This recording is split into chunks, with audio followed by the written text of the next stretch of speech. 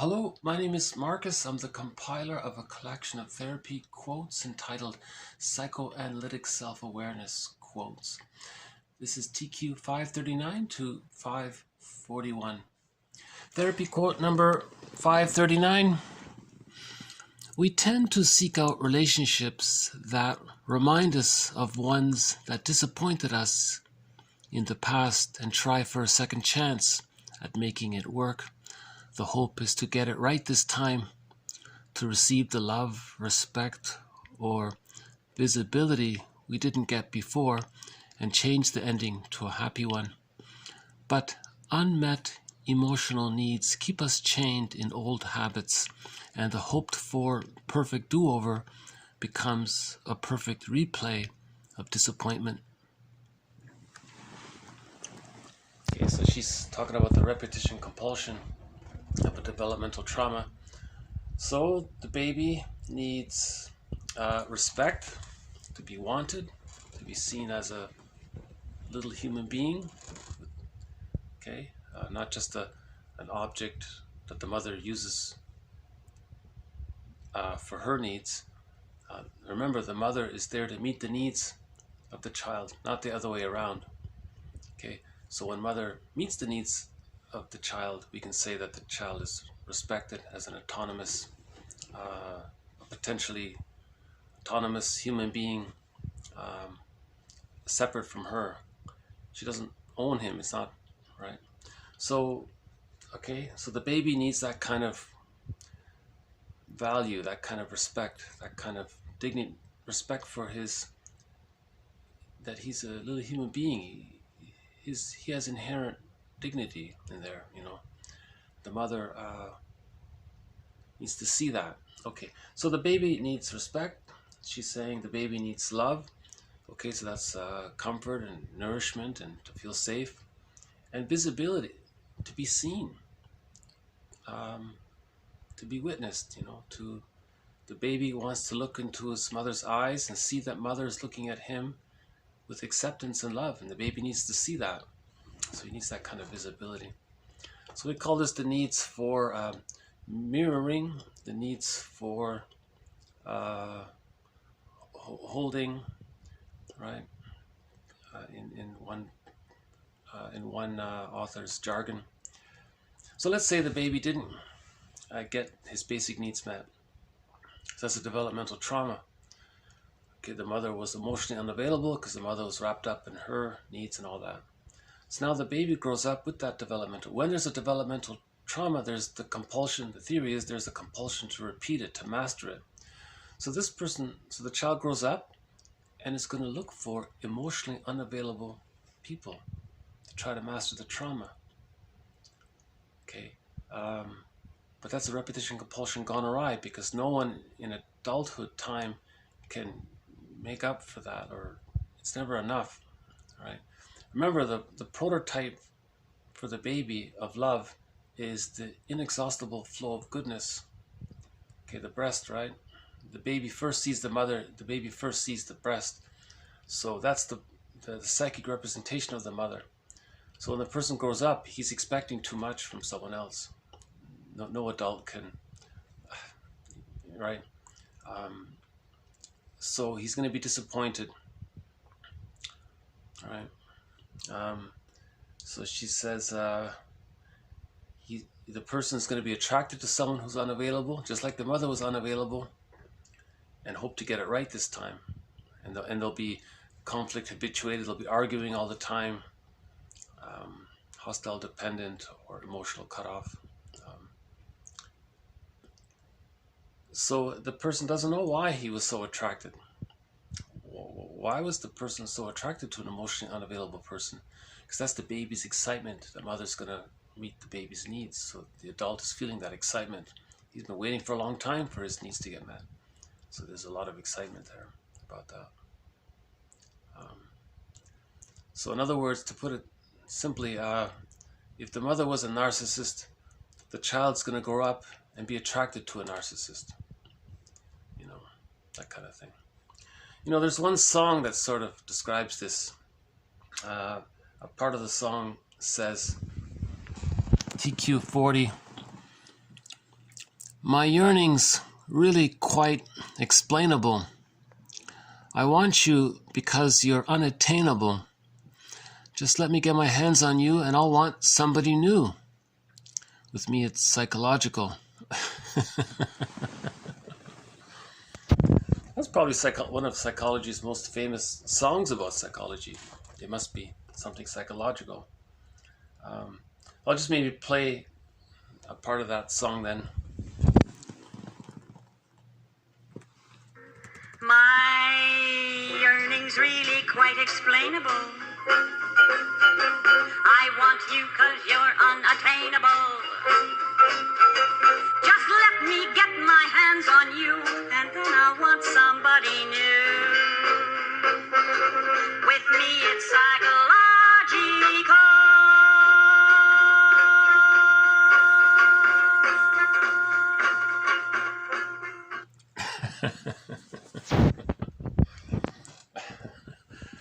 So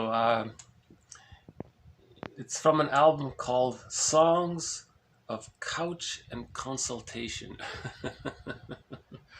And all the songs are humorous sort of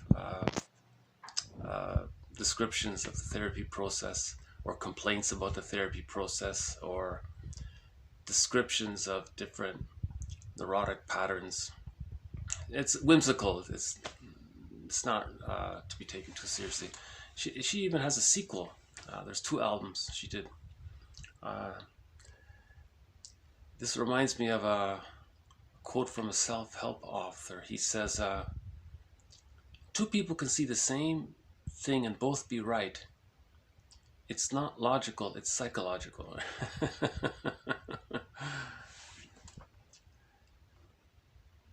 And you can see on the album cover, she's on the couch with her guitar and she's singing songs about what she's grappling with, and the therapist is very attentive, taking notes and trying to find the patterns so he can create an interpretation of all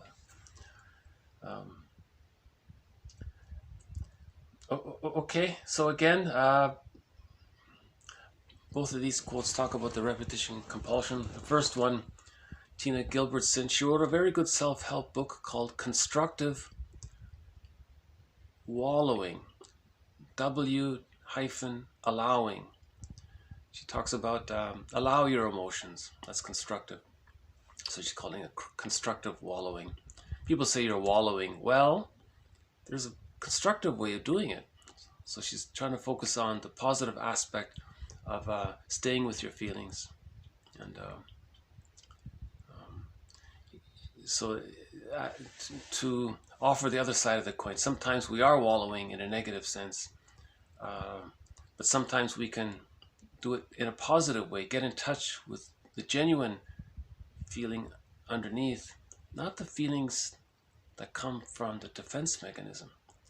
That's the negative wallowing. If you have a defense mechanism over another defense mechanism, and that misleading defense mechanism is creating some anxiety and you're stewing about that, that's not constructive. The constructive wallowing is the feelings from the original defense mechanism. That's the splitting defense mechanism, the ambivalence. So you want to face the leading defense mechanism and the feelings around that.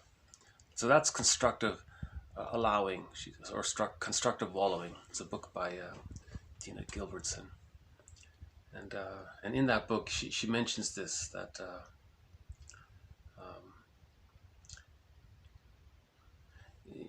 you always wonder, why is this person attracted to a narcissist? Oh, the parent was a narcissist. They're trying to master the trauma of having a narcissistic parent. What was the trauma? The narcissistic parent didn't see the child, didn't love the child, didn't accept the child, maybe didn't even want the child. Who knows? So now you find someone like that, and you're going to try to get those needs met through that person. And what if the other person is doing something similar? That's a dysfunctional relationship, right? So ideally you want to work through these issues first before getting married, right? Or at least the couple should be conscious of what they're doing. That's called a conscious relationship. So they're both conscious of what's going on, and they talk about it and make I statements together. If they can both make I statements back and forth together, that's called progressive emotional communication. And that works towards bringing up the unconscious ambivalence, healing the splits. As we heal the splits, the reparative force of the splits being healed, within the reparative forces, that's the love. So love and gratitude enter the psychological picture when the splits come together, when we see others as whole people. People with a narcissistic pattern,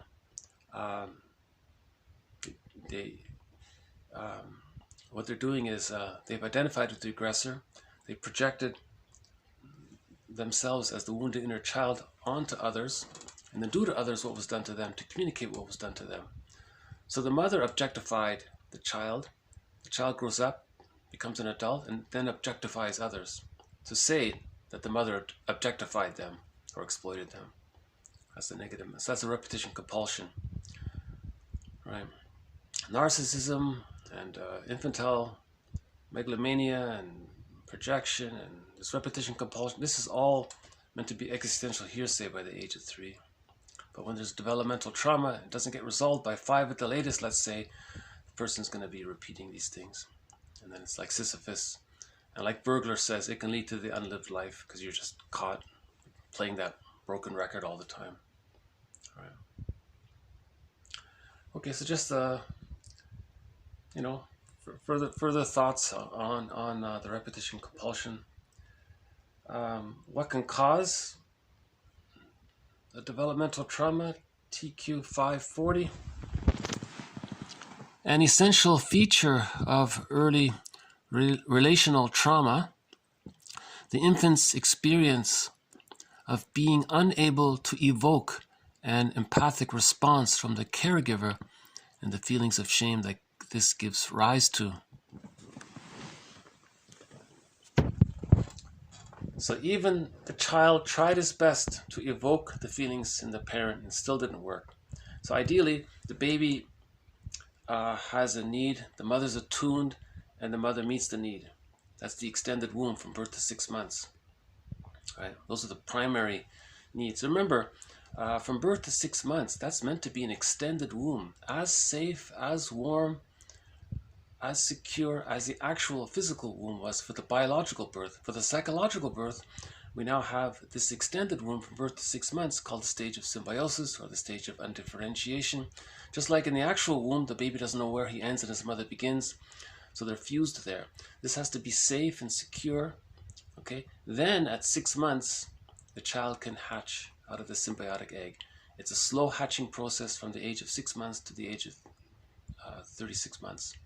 That's the psychological birth at the age of 3. It's a slow, gradual hatching process. All right. Now let's say during those first 6 months from birth to 6 months, the baby has a need. Ideally, the mother's attuned and meets the needs. What if the mother's not attuned or absent or distracted, or she's a Jocasta mother, or pardon me, she's using the Jocasta style of mothering because she's caught in her existential dilemma of wanting to use the child to meet her needs because she wants to communicate what happened to her. So she's intergenerational trauma.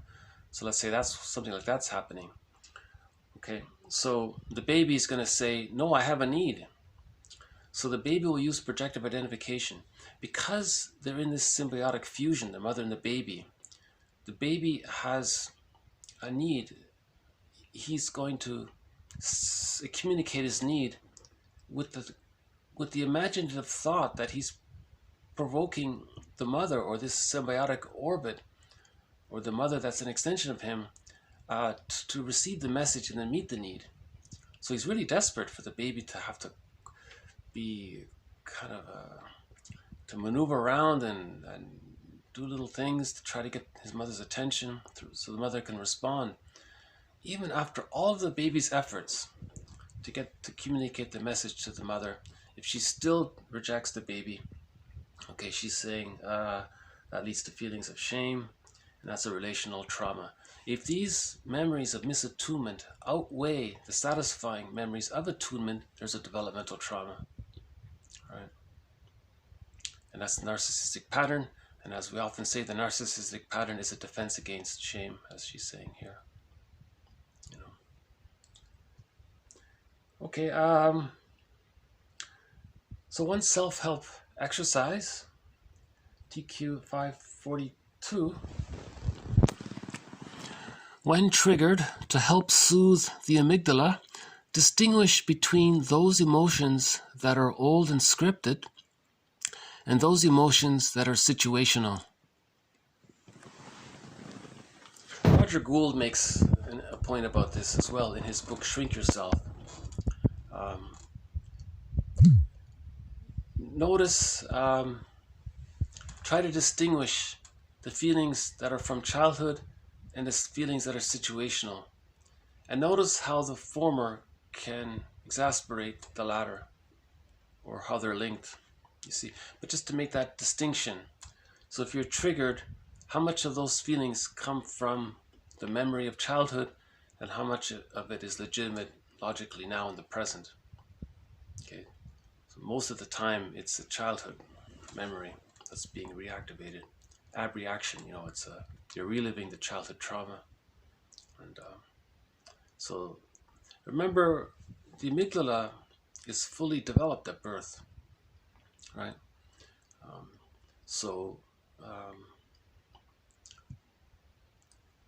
Okay, she says, distinguish between emotions that are old and scripted from childhood, that's in the amygdala, and those that are situational. Okay.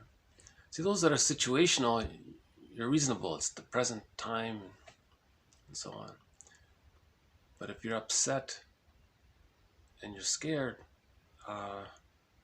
most of those emotions are the reliving of the feelings that the person had as a baby, and they're being re-experienced in the present. So being aware of the difference between the conscious and the unconscious, okay, that awareness serves as an interpretation between the conscious and the unconscious. Okay, and that can help metabolize the undigested hurt. Right. That's constructive wallowing, let's say, when you have that distinction there. Right. I think Roger Gould, his exercise was take a piece of paper, fold it in half vertically on the left side, in the left column, list some of your old abandonment fears from childhood. Okay, try to list some of the fears you had from childhood about being abandoned. Okay, and then in the other column on the right hand side, list some of your current fears of abandonment. And just make that distinction and see if you can be aware of the past and the present, kind of thing. That serves as a kind of it helps to metabolize. You want to link the present and the past. You want the present to digest the past. You want to build your present awareness. I think one person said the therapist brings his present to the past while the client brings the past to the present, right? So the client in therapy brings his past into the present. The therapist uses the present to look at the past. You see, so you need this kind of you want to do it like the therapist. You want to bring your present to the past. Grief is healed when it's witnessed by a caring other in the present. Right? Grief from the past is healed in the presence of a caring witness in the present. So the present can heal the past by building a psychic structure and internalizing, building the ego and understanding what's happening, and taking in the positive experience of being with the therapist who has done the work and who's healed his past more or less, and the client can absorb some of that for himself, right? Interject the therapist as a new good object, or holding interject. Not literally, but have a representation of the memories of the interaction with the therapist. These memories condense and coalesce to form a new holding interject. That's building psychic structure.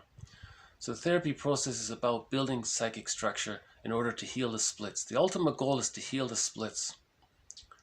Okay, when the rejecting memories of the mother outweigh the frustrating memories of the mother, there's a huge splitting that takes place, and the rejecting image of the mother and the memories around that are disassociated, split off, and denied. So there's a huge splitting still there. Splitting precludes love and gratitude. Splitting precludes mourning. If you don't mourn, that's complicated grief. Complicated grief can lead to pathological nostalgia, melancholia. That can lead to stress on stress and the symptoms of PTSD, sort of like delayed onset of trauma, right? That can lead to, as one person said, to becoming a curmudgeon, not an elder, right? So you want to heal the splits. So you have to face the unconscious anger and resentment towards the mother that the baby couldn't face. But now as an adult, with our present skills, we try to face that. So we're healing our inner child of the past. All right? We're taking responsibility for the inner child. Right? The inner child is a part of us. So to heal ourselves, we have to heal our inner child. Right? To know thyself means to know both the conscious self and the second self of the unconscious. The second self of the unconscious includes the wounded inner child, right? And so on. Okay, it's a nice day. I don't see the blue jay, but we got a nice clear blue sky. A couple of crows way down there.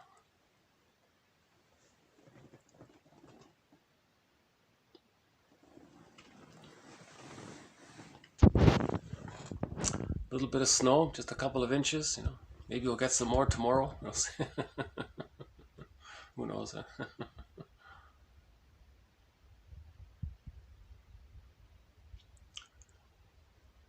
Yeah, it's a pretty scene, you know, to see the blue jay in the snow. It's quite a pretty scene, yeah.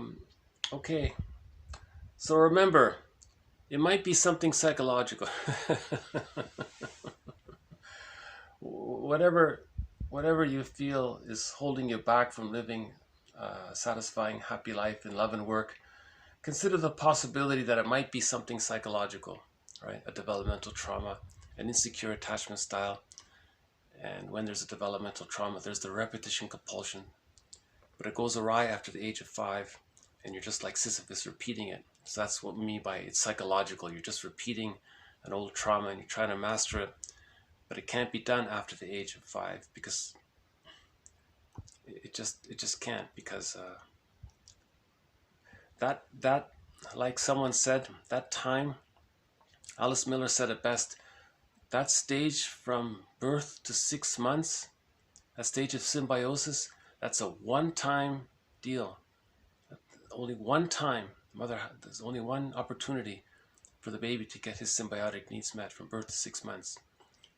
If he doesn't get that, there's developmental trauma and he has to do some kind of therapeutic work afterwards. You can't get it met through others directly. It's impossible. It can only happen from birth to 6 months. It's a one-time deal. You know, that's extended womb is so important. You know, it's very important. Because at the age of 6 months with a secure attachment style, the image of the self and the image of the other are separate. That's the stage of differentiation.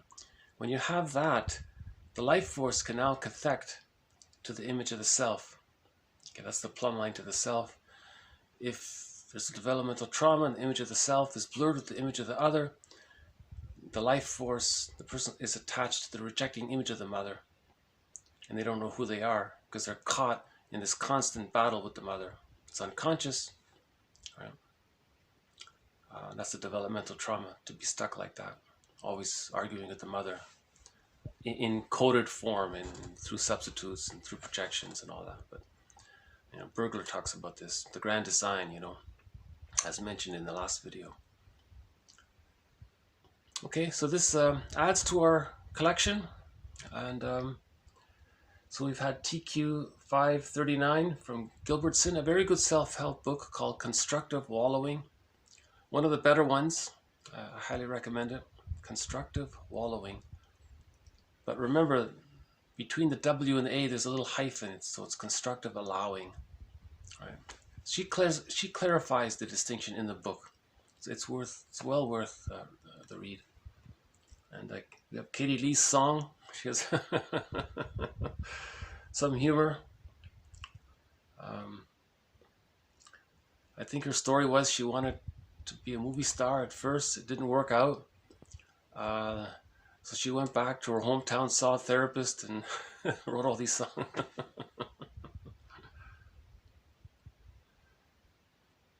Yeah, maybe we'll play more songs from the album in future videos. Jean Knox is a good author. She talks about, she articulates well about what happens to the baby when the mother's dysfunctional or can't offer a secure attachment style. It's good to be aware of that. We have to be aware of it to heal it, right? And then the self-help exercise. Distinguish between the fears that are from the past, from the childhood, and realistically from the present, what it is, you know. Because if we're projecting so much of the past into the present, we're distorting reality. So you have to separate that, you know. Okay, I'm just wondering if there's anything else to add. I guess I'll just leave it here for now. This is, so thank you very much. Again, thank you. This has been TQ 539 to 542. More to follow. Bye for now.